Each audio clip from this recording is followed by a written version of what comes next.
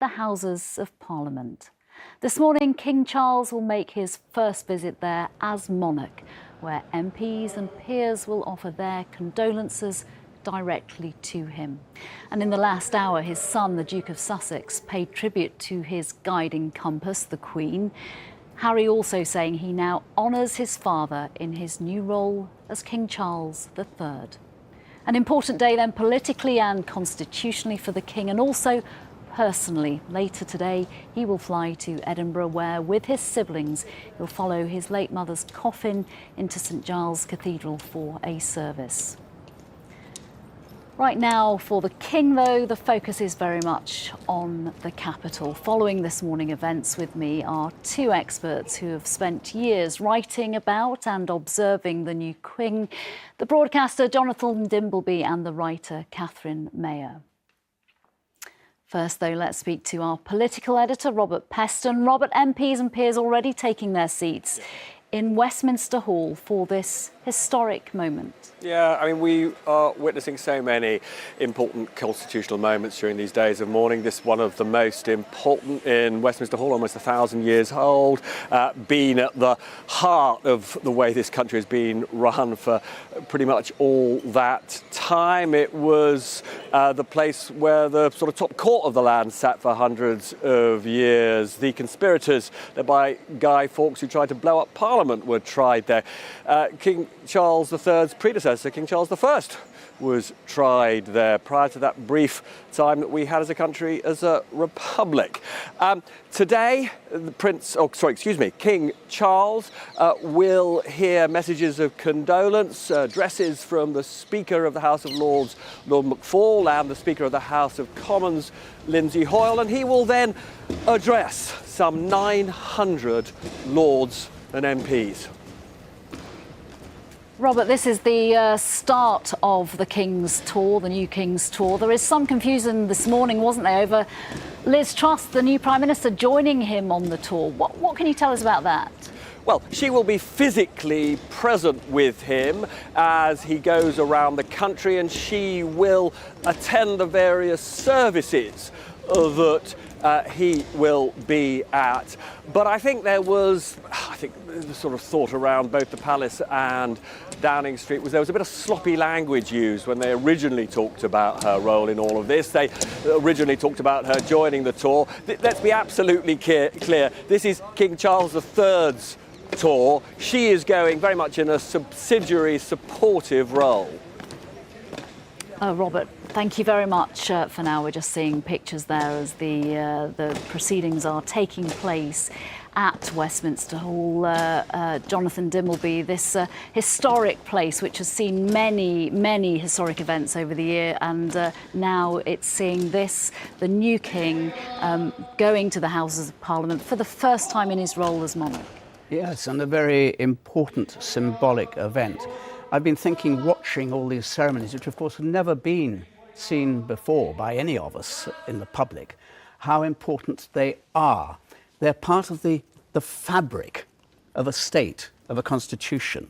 And when you go around the palace and see those floral tributes to the Queen, and a lot of them also wishing the new King the very best, there's a real link.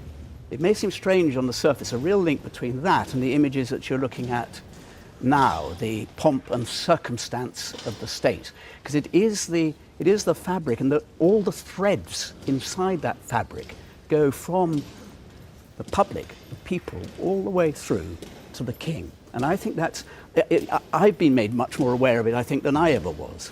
Yeah, I think the flowers, be that at Buckingham Palace or Balmoral or now moving to Green Park, a very human response to what we're seeing. This is about the very constitutional response. Yes, this is it's very important. This is the relationship being confirmed between Parliament and the sovereign, the monarch, and the sovereign's titular authority, his head of state role has been confirmed in the proclamations.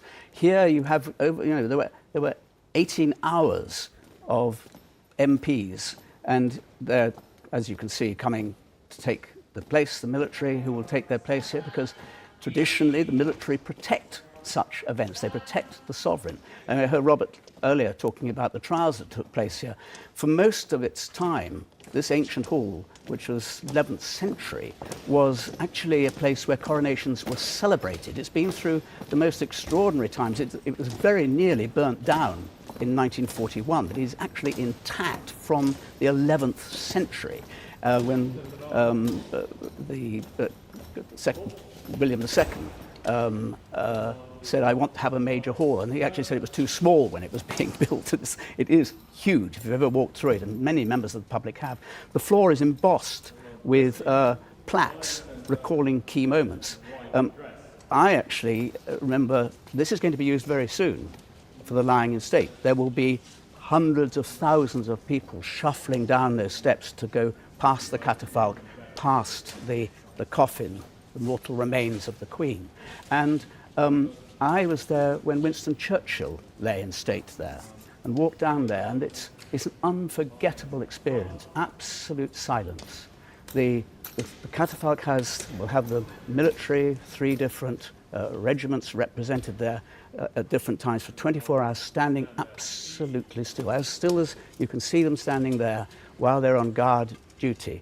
It's an unforgettable experience, and it is, I think, in this case, George VI was the last monarch to be there in 1952 after his death, and we never saw it. It was, and television wasn't covering it. Here we will see it, and you will see the faces of such a diverse nation, and the head of state, the sovereign, who will lead the whole of the public sense of grief and loss, is part of that continuity. And I think that I always love looking at these formal faces of, don't you, Catherine? Because there's such solemnity and dignity.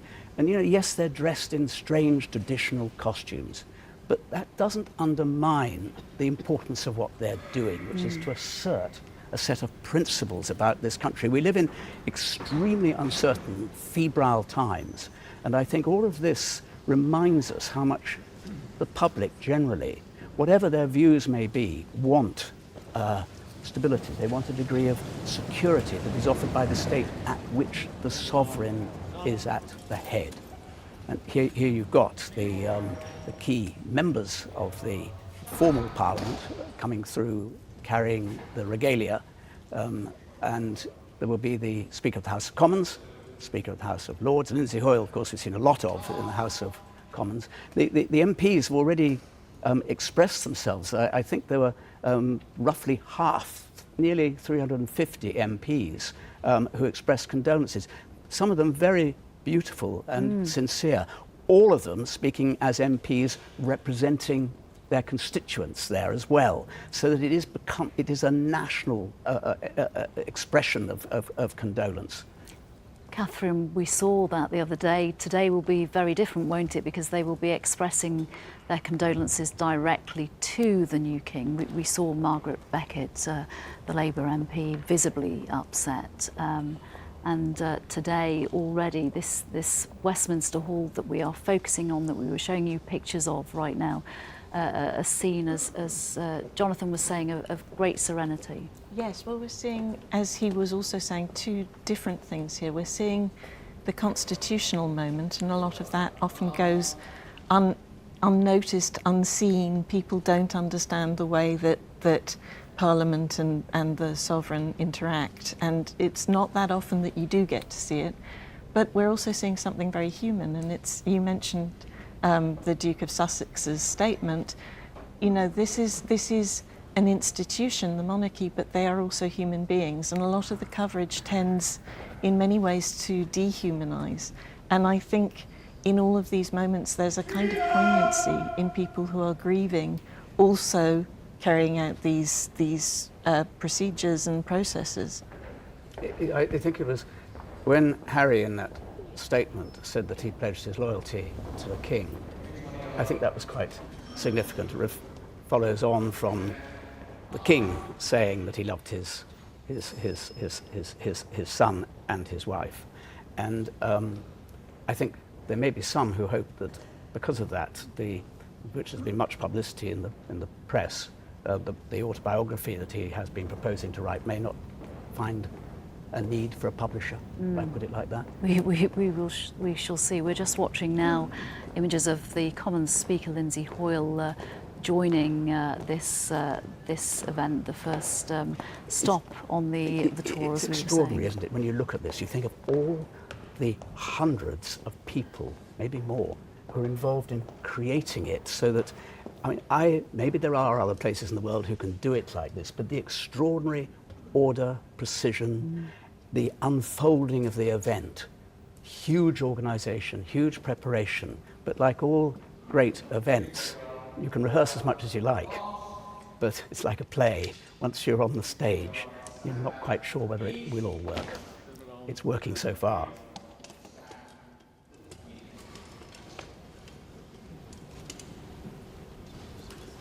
There you can see former Prime Minister Boris Johnson, of course, prominent there. Let's just see if we can take a listen in to get a true sense of the atmosphere.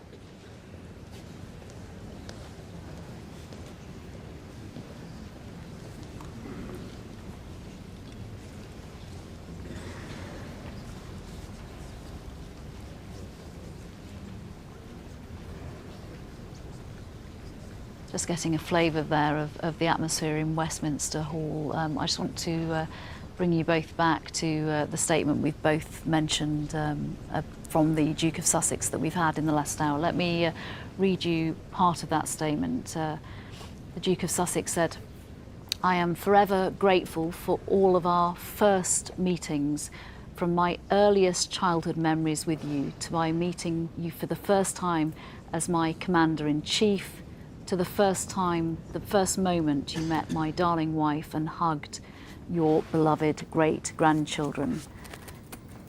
I cherish these times shared with you and the many other special moments in between." Catherine, I think it's fair to say a deeply personal statement from Harry that we've received this morning. And that's really what I was trying to make, was a plea for people to take it at face value as something sincere and heartfelt. He did have a very close relationship with his grandmother, and in the deeply polarised debate around the sons of the king and what's happened in the past, I think a lot of that has been overlooked and obscured. To Jonathan's point about the book, I mean, it's already written and has a publisher, so that may still come. Otherwise, it's going to be one of the most expensive pulpings of a book in history. But I think it's again one of those things where you have to wait and see what's actually in it to know how divisive it really would be. You know, we know that the divisions were sharp between father and son, between the king and Harry, although the king never spoke a word and has never spoken a word about it, between the two brothers. We've seen that reconciliation. I think so many people will hope. You know, this is a family, these are real people, so you can't legislate for that, but you may hope that they can find a way ahead that allows for it not to be a public issue all the time. Right, we are now seeing pictures of King Charles III leaving his home, Clarence House, as he makes that very short journey around the corner to Westminster, to the Palace of Westminster, where, as we have said, he will be greeted by both MPs and peers.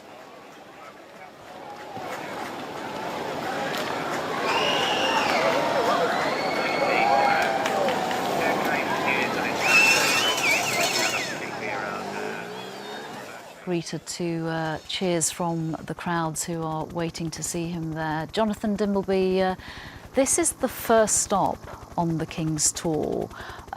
Why do you think it is so important to him that he is touring this country, the four nations of this country? I think it's exceptionally important. There is no doubt that he cares strongly about all those nations, and he's visited them as Prince of Wales again and again and again. It's a reaffirmation of their separate identity within the United Kingdom.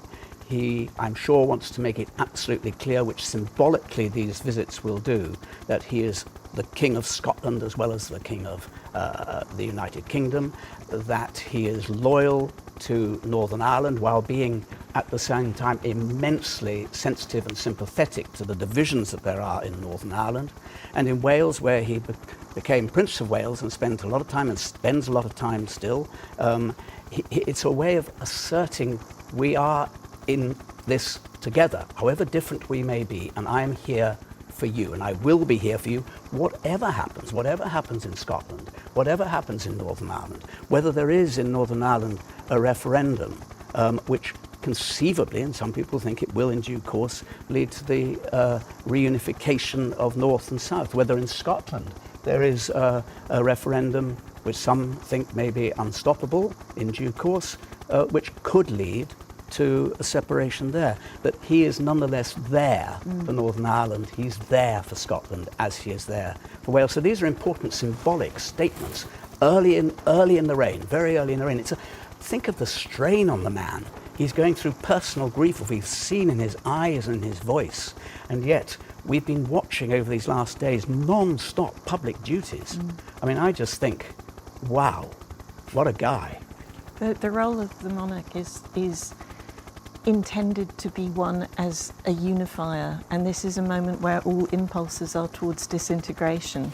So when you're talking about the different nations of the United Kingdom, it is potentially a disunited kingdom.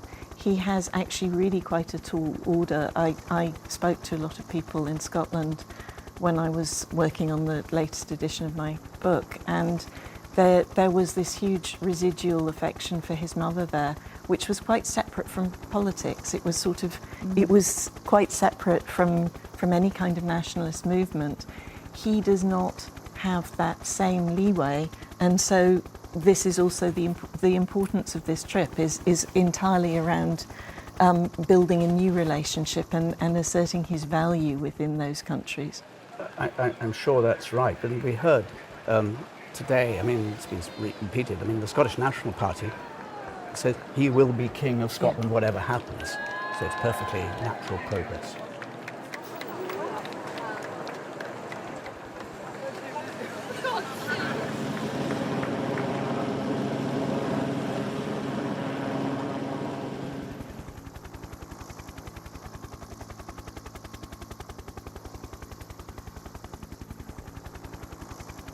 We have, of course, seen him stand in for his mother during the Queen's speech in May of this year with Camilla by his side, but this will be very different.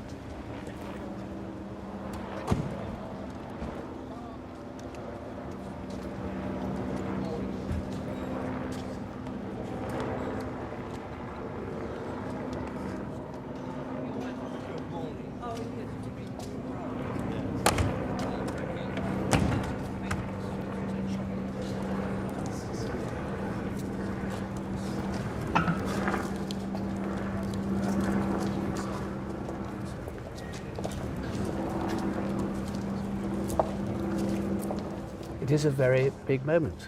The first time that the King goes into Parliament as King to address Parliament.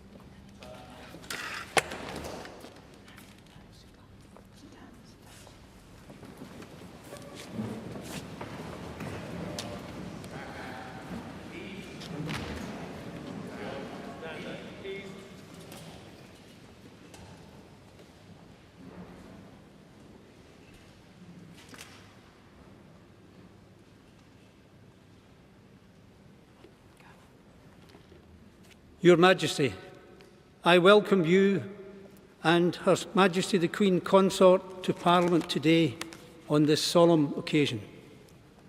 Her late Majesty, our treasured Queen, and your beloved and deeply missed mother came here to Westminster Hall many times to receive the congratulations of her loyal subjects in the two Houses of Parliament and to celebrate with them historic landmarks and her long life of dedicated public service. She was both a leader to and a servant of her people. Her humility and integrity commanded the respect and captured the imagination of peoples and nations across the globe. Her late Majesty's joyous, unstinting and reassuring presence across the years made it difficult to contemplate that her long and inspiring reign of deep and unparalleled devotion would ever end. We and the nation closed our eyes to this inevitability, but it has ended. Only a few months after we celebrated Her late Majesty's historic Platinum Jubilee. And as you said so movingly, Your Majesty, in your address to the nation, we all now feel a sense of loss beyond measure. Nevertheless, the qualities that Her late Majesty embodied with such constancy remain to inspire you, Your Majesty, your family, and all your subjects. We remember her commitment, her kindness, her humour, her courage, and her fortitude, as well as the deep faith which was the anchor in her life. Your Majesty, this is a historic space.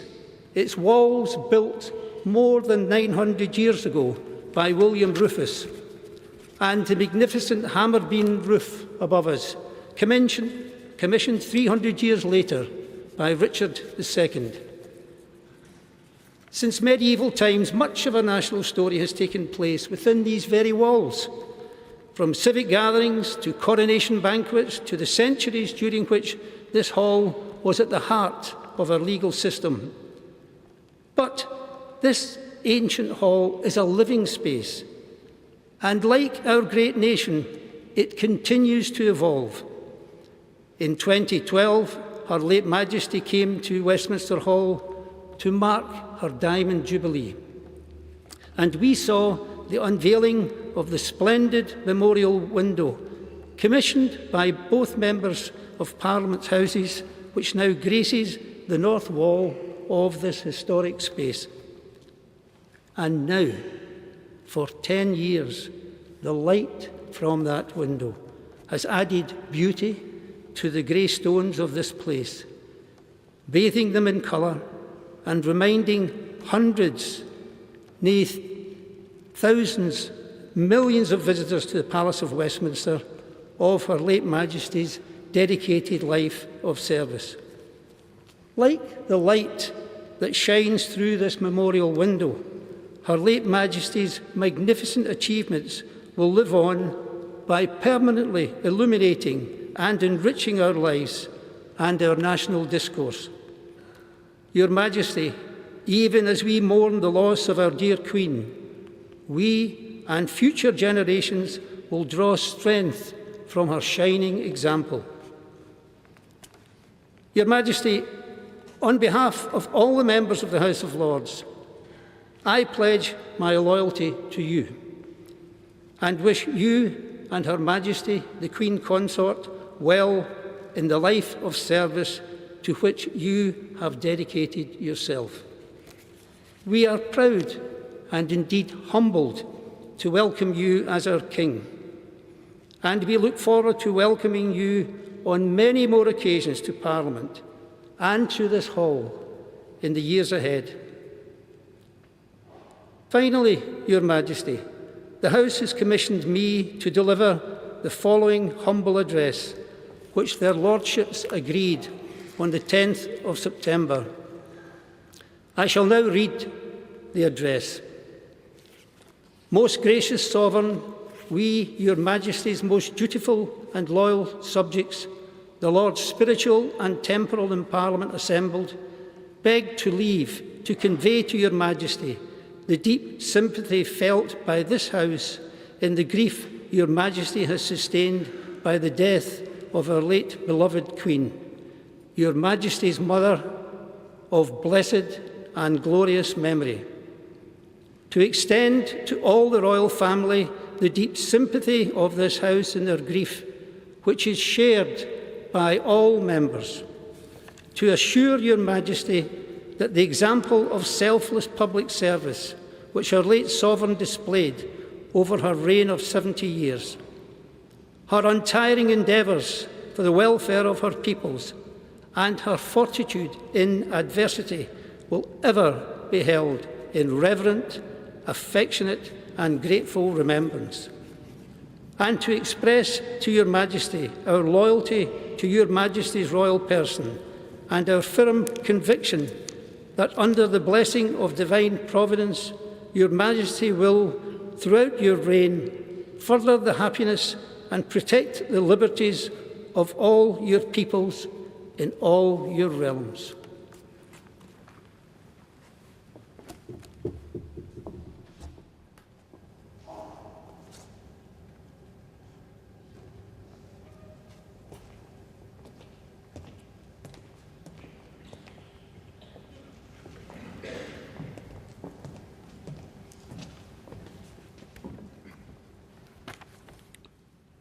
Your Majesty, let me repeat our welcome to you and to Her Majesty, the Queen Consort. On this solemn occasion, members of both Houses of Parliament gather here to express our deep sympathy for the loss we have all sustained in the death of our Sovereign Lady, Queen Elizabeth. We have seen that this is a loss that is felt around the world. It is a loss to the United Kingdom, the overseas territories, the Crown dependencies, and many countries over which she reigned. It is a loss to the entire Commonwealth, which she did so much to nurture. It is a loss to all of us, but we know, most of all, it is a loss to you, Your Majesty, and to the royal family. Newspapers have been filled with photographs of Her late Majesty since the news broke. The most touching have been the glimpses into the family life which we usually kept sheltered from public view. Deep as our grief is, we know yours is deeper. We offer our heartfelt sympathy to you and all the royal family. We know that there is nothing we can say in the praise of our late Queen, your mother, that you will not already know. Over the past days, members of the House have spoken of their encounters with Queen Elizabeth. They have spoken of her sense of duty, her wisdom, her kindness, her humour, how she touched the lives of hundreds of thousands of their constituents in her visits to every part of this country. Their words have been heartfelt. She sat in this historic hall, as you sit now on many occasions. Some of those occasions were to celebrate milestones in her own reign. The addresses to celebrate her silver, golden and diamond jubilees shared a common thread, that our constitutional monarchy is a symbol of stability in an ever-changing world.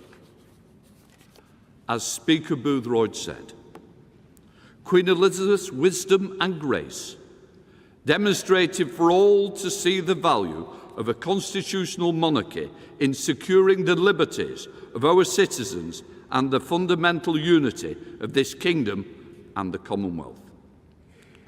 On other occasions, our late Queen was here to mark the historic moments, such as the 50th anniversary of the Second World War, a war in which she herself served in the armed forces. And in 1988, we celebrated the 300th anniversary of the revolutions of 1688 to 1689. It is perhaps very British to celebrate revolutions by presenting an address to Her Majesty. But those revolutions led to our constitutional freedoms, set out the foundation for a stable monarchy which protects liberty. In your first address to the nation, you recognised your life would change as a result of the new responsibilities. You pledge yourself to uphold constitutional principles at the heart of our nation. These are weighty responsibilities, as the early Queen Elizabeth said in her final speech to parliamentarians. To be a king and wear a crown is a thing more glorious to them that see it than it is pleasant that them that bear it. We know you hold the greatest respect, the precious traditions, the freedoms and responsibilities of our unique history and our system of parliamentary governance. We know that you will bear those responsibilities which fall to you with the fortitude, dignity demonstrated by Her late Majesty. When the House met at the Accession Council, my first symbolic act was to make the oath to be faithful and bear true allegiance to Your Majesty, King Charles. And so it is my duty to present our humble address to you, our new King, to express both our sorrow and loss of our Sovereign Lady and our confidence in the future in your reign.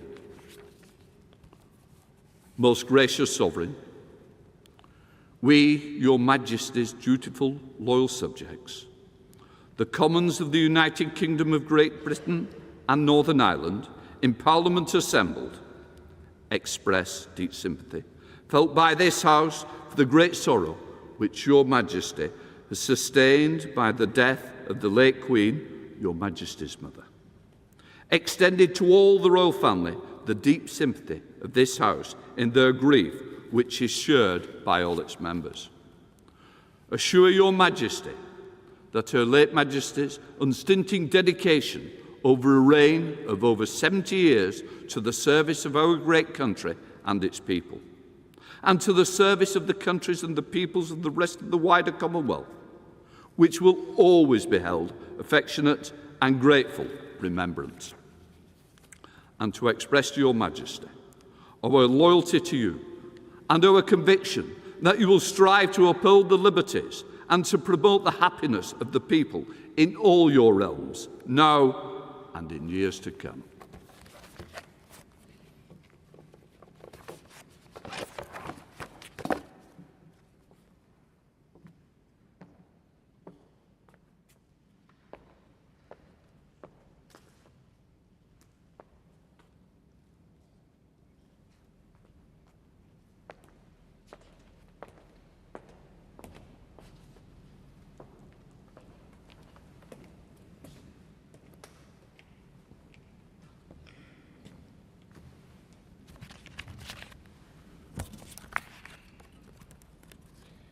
My Lords and members of the House of Commons, I am deeply grateful for the addresses of condolence by the House of Lords and the House of Commons, which so touchingly encompass what our late sovereign, my beloved mother, the Queen, meant to us all.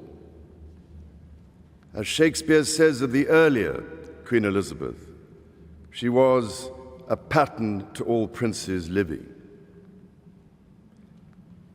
As I stand before you today, I cannot help but feel the weight of history which surrounds us and which reminds us of the vital parliamentary traditions to which members of both houses dedicate yourselves with such personal commitment for the betterment of us all. Parliament is the living and breathing instrument of our democracy. That your traditions are ancient, we see in the construction of this great hall, and the reminders of medieval predecessors of the office to which I have been called, and the tangible connections to my darling late mother we see all around us, from the fountain in New Palace Yard, which commemorates the late Queen's Silver Jubilee, to the sundial in Old Palace Yard for the Golden Jubilee, the magnificent stained glass window before me for the Diamond Jubilee, and so poignantly and yet to be formally unveiled, your most generous gift to Her late Majesty to mark the unprecedented Platinum Jubilee, which we celebrated only 3 months ago with such joyful hearts. The great bell of Big Ben, one of the most powerful symbols of our nation throughout the world, and housed within the Elizabeth Tower, also named for my mother's Diamond Jubilee, will mark the passage of the late Queen's progress from Buckingham Palace to this Parliament on Wednesday. My Lords and members of the House of Commons,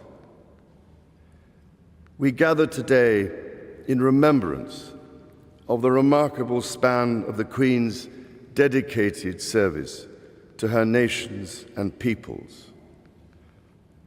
While very young, Her late Majesty pledged herself to serve her country and her people, and to maintain the precious principles of constitutional government which lie at the heart of our nation. This vow she kept with unsurpassed devotion. She set an example of selfless duty, which, with God's help and your counsels, I am resolved faithfully to follow.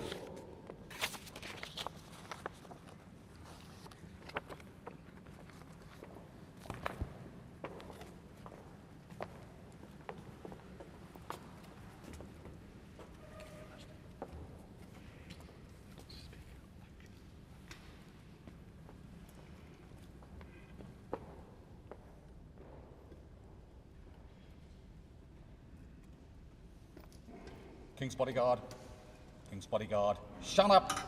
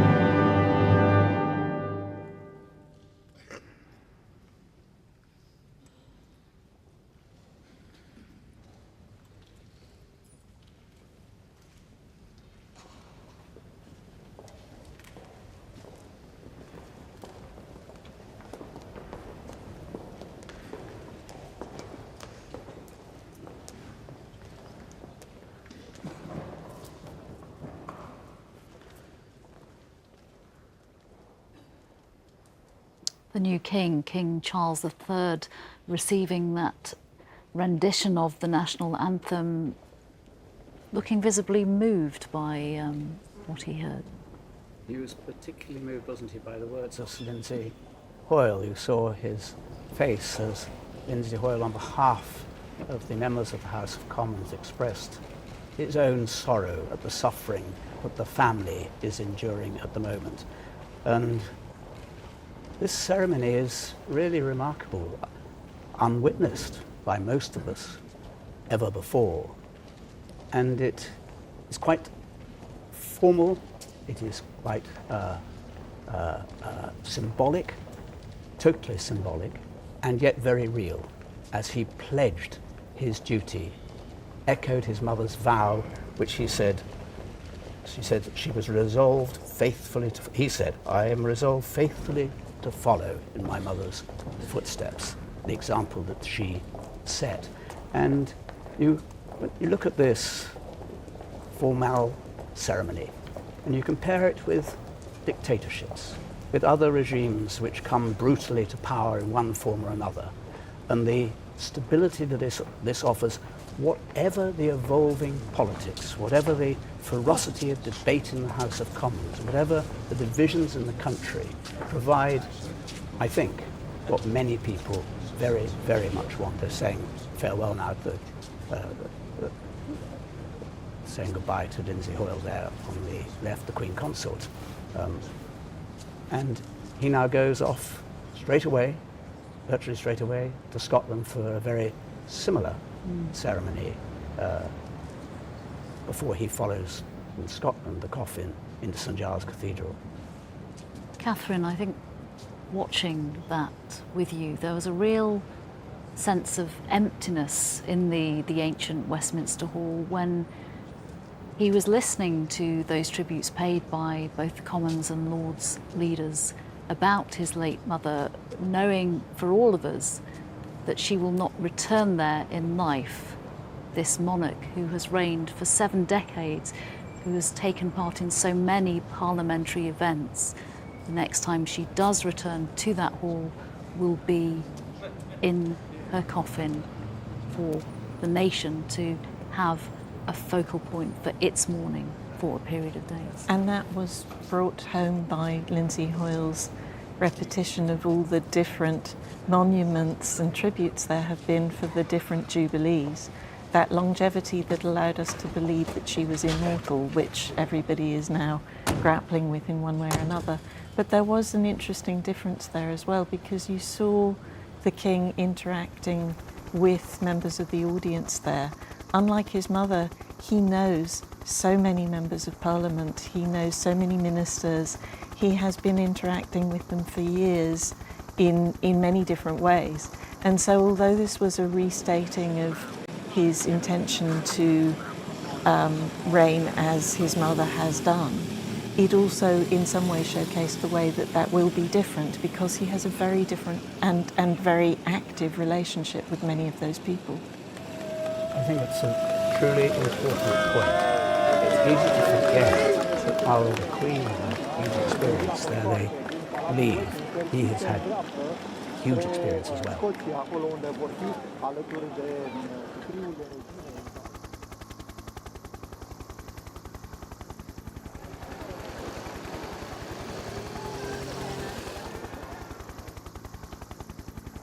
The new king departing the Palace of Westminster to cheers from the waiting crowd there. Our political editor was also watching the events as they have taken place this morning. Robert, what did you make of what we've just seen, just to underline the point there made by Jonathan that this is the first time we are being allowed to see what happens when the new monarch goes into the Houses of Parliament for the first time as monarch?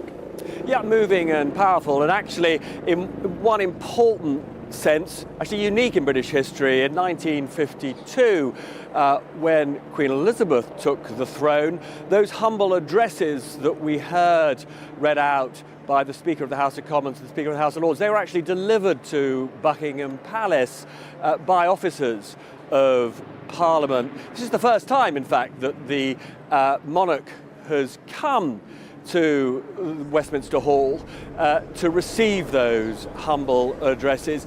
The most important element of all of this, of course, was quite apart from those sincere expressions of condolence made by Lords and MPs through their speakers, was the way that we heard King Charles say, as we all know, that the Queen dutifully upheld a responsibility to underpin our constitution, underpin parliamentary democracy, and he vowed in front of 900 lords and MPs to do the same. On a sort of personal note, I found it all very moving. My late father was in the House of Lords for 30 years. It was a great honour of his life to serve in the House of Lords. He had no doubt about the importance of the way we do government in this country, and it was stirring to see King Charles pledge to uphold the way that we do democracy for the reason, actually, that Jonathan Dimbleby just said, which is here we've got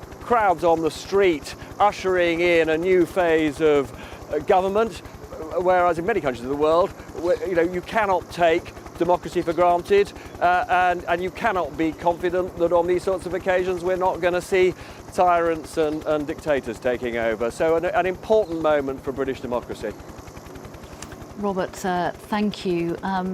We have seen, haven't we, Catherine, throughout the last few days since the news was announced of the Queen's death, that when we have seen the new King, he has had Queen Consort Camilla beside him. She is already becoming, as the Duke of Edinburgh was to the Queen, his constant as well as his consort. She has also performed that role in his personal and working life for a long time now. She does look very comfortable in it. It's because the Queen settled the question of her title before this accession, that removed really the last controversial aspect to what she would be, what role she would perform. I know her actually really quite well, and it's interesting for me seeing her in these ceremonial roles because she's doing it very well. She's doing the thing of looking impassive in a way that she has to do. But this is a woman who has used her own unexpected platform as his wife for very interesting purposes, including dealing with some really quite gritty issues around women, around, for example, violence against women. And she too, we shouldn't forget that she too is having now to shift into a different phase. You know, one hopes that she would continue her patronage and support for those issues, but she'll have to do it in a different way. But you also saw there were some wonderfully human reactions during that speech from both of them. There was the moment where he laughed at Lindsay Hoyle made a very wonderful joke about it being very British to talk about revolutions to the monarch in that setting. A glimmer of light in what is very much a solemn day, I think. But she also, at the point where he talked about the weight of the crown, she reacted because she knows so well what her husband, don't forget, this is a couple, a very loving couple, and she knows what he's going through. And so you saw her visibly react to that point. And she has been an extraordinary support to Charles, and she will continue to be so. The depth of love that they have for one another cannot be exaggerated. They support each other. She supports him even when he's away. She is always, as it were, there. And she's fantastically down to earth. She, like him, is very, very warm. She is very well anchored.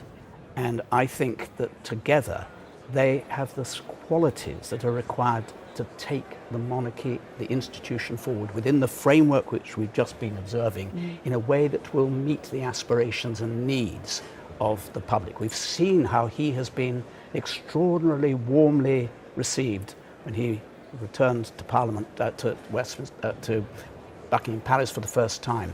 His speech, the warmth of reception in the press, which is quite important in these matters because they can create mood very quickly, regardless of what the majority may think. And I suspect that there must be a measure of deep satisfaction around the household that the real qualities of the new king have been seen and that they have been endorsed so widely, because that, and I can think of nothing that would have made the late Queen happier than to know that it was like this. And I guess a sense of relief as well as satisfaction, and also this the imagery that we're seeing, that we are seeing them very much as a couple, even though this is the King's tour, and the British public getting used to the fact that they are effectively a twin pack. Yep. He refers to the whole time as my darling wife, doesn't he, as well as the Queen Consort, and she will be with him, I'm sure, a great deal, great strength. As Catherine was saying, she's also got a great independence of activity, which is fantastic because it isn't self-serving in any way. You never think she is trying to steal any limelight from him. They are a genuine partnership, and she knows, of course, that hers is, in formal terms, as Queen Consort, the subsidiary role, but there's no sense of any who am I or who is she. We get her. I think we get her very easily. I think they actually, the way she walked there, I mean, I may be reading too much into this, but she was only very slightly behind him. You know, that there is, of course, this convention that the consort trails behind the sovereign. And they looked like a partnership. They did not look like a subservient wife there. And you know, knowing everything I know about her dedication to feminism, she would not have wanted to do that. The optics all important there. We're just watching pictures now as the King and Queen Consort that we've just been discussing are on the move away from Westminster. They are now making their way on their long journey, obviously not doing that by car, but this part of the journey by car to Scotland as the next stop on the King's tour. They are heading, as we've spoken earlier in the programme, to Edinburgh, where the King will be reunited with his siblings and eventually where he will follow his late mother's coffin into that service at St Giles Cathedral. Our correspondent Neil Connery is in the city of Edinburgh for us this morning. Neil, can you take us through exactly what we are expecting to happen later there today? Well, as you say, the eyes of the world in the coming hours will be focused on Edinburgh. As we know, the Queen's coffin has been lying in rest overnight in the throne room of the Palace of Holyrood House behind me. Later on this afternoon there will be a ceremonial procession from the palace up to St Giles Cathedral. Of course, that will only begin once King Charles III and the Queen Consort have arrived here in Edinburgh, joining other members of the royal family.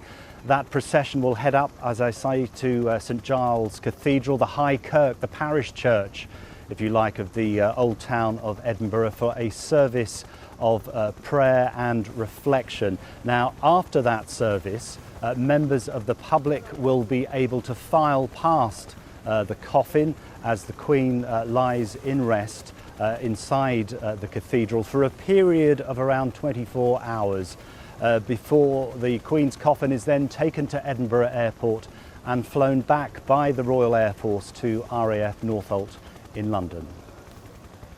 Neil Connery, thank you very much. Just returning back to the events that we've seen this morning in London, where the King, as monarch, went to Parliament for the first time in his reign since the passing of his mother on Thursday. Tributes today from both the Lords and from the Commons. The Lords leader, Jonathan, paying tribute, talking of the Queen's commitment, her kindness, her courage and her fortitude. King Charles saying he wants to follow in her selfless duty. He has got an incredibly hard example of duty to follow, hasn't he? It is an enormous challenge, and he would be the first, he said it, to accept that that is the case. However, I have known the King for now over 30 years, quite well. And I venture to say that the qualities that the Speaker of the Lords identified in the Queen are embedded in him as well, and that he will do exactly what he says in that vow to follow in her footsteps for as long as he is given on this earth. And we are witnessing, we are all part of a great history. It will soon, inevitably over the days, become our past history, but it is also our future. And it's the future of this state, this nation which is very uncertain. We don't know where it goes. The one constancy is that down there, those vehicles that are moving, taking him to Northolt, contain an individual who will do everything in his power and his very, very considerable ability, with his huge knowledge of the world and of this country, his passionate commitment to the deprived, his great commitment to the huge international problems that we face, which will be presented in different ways, what will be embedded in him in a way that I think will allow him, formally and informally, to earn the respect and indeed the love of a great many people. Catherine, that sense of those qualities, we know the Prince as Prince. Do you think the British public is getting to see, is believing in those qualities like his mother as King? I do, and I agree with what Jonathan said. I would add something though. I think there is absolutely no doubt that King Charles will emulate his mother to the best of his ability. Any risks to his reign, to the monarchy, will come not from what he does now, but from the past or externally. There are, because he had such a very long apprenticeship as heir to the throne, and he was very activist in ways, in fact, that he talked to Jonathan about in Jonathan's very famous biography, and then talked to me about.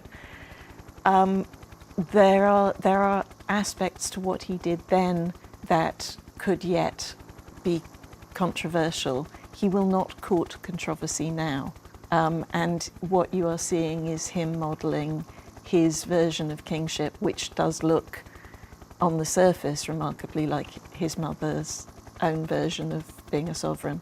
It will be a hard moment, though, on a human level, for him to go to Edinburgh and to see his mother's coffin and to follow it into that service. We saw the expression on his face when his sorrow was identified by the Speaker. Yes. And he will walk behind that coffin. It will be hugely demanding. It's quite a long walk, and he will go behind that coffin to St Giles Cathedral thinking, that is the coffin bearing my mother. He will also think, I am the king of a large realm, and I have duties in front of me to honour, and I will do that. And he will grit his teeth, and he will do it, and his family will be there in support. And it will be another stage in this extraordinary pageant which we're following with such intensity. Jonathan, thank you very much as ever. Catherine, also thank you so much for joining me this morning. That is where we will leave you for now, following that ceremony at Westminster Hall this morning. The King and Queen Consort are now, as we've been saying, making their way back to Scotland and will arrive in Edinburgh later today, this afternoon, to be reunited with his siblings, and for the first time since their mother's death. They will then together walk behind her coffin as it makes its way along the famous Royal Mile to St Giles's Cathedral. We will have full coverage on ITV of all the events here from 1 o'clock. But for now, from all of us on this historic morning in Westminster, goodbye.